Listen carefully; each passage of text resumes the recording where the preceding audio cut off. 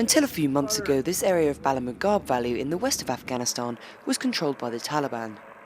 Now security is being held jointly by Afghan, Italian and American forces who've been conducting operations aimed at creating a security zone around the valley, slowly expanding and pushing out the insurgents. The Taliban conducted oppressive actions against the population who decided to abandon the valley to find refuge in deserted lands surrounding Bala Murghab. Working day by day, and with a very effective partnership with the Afghan security forces and the American troops, we've been pressing the insurgents, expanding our control in the area and creating security conditions up to completely clearing the security bubble from Taliban presence. Around 8,000 villagers have now been able to return to their homes, something which gives ISAF soldiers visual proof of the importance of their struggle against the insurgents. It was very pleasant to realise that Afghans trust in us and in our work here. Seeing in their eyes they're happy we're here, and children in particular, they need our help.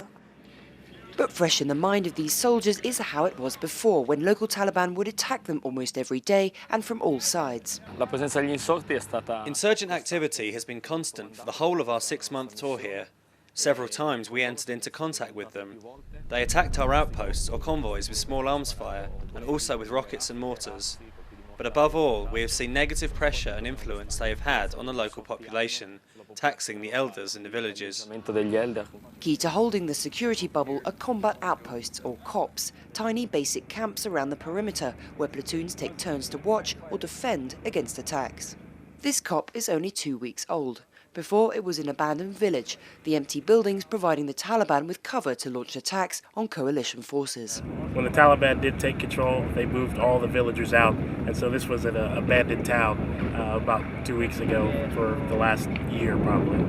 Since we've come back, the farmers have come in, started working the fields. The villagers are slowly starting to trickle in, and I expect within the next week or so we should probably have over 200 families back in this village. Camp DeLorean is the furthest outpost south and represents just how far the combined Italian, American and Afghan forces have come. But the Taliban haven't simply disappeared. They've moved south and have blocked a local canal, attempting to once again drive locals out of their homes. But as long as the partnership between the three different nations holds and they're able to protect the local population, the Taliban are unlikely to return. Where Taliban cut water for the population, we bring water.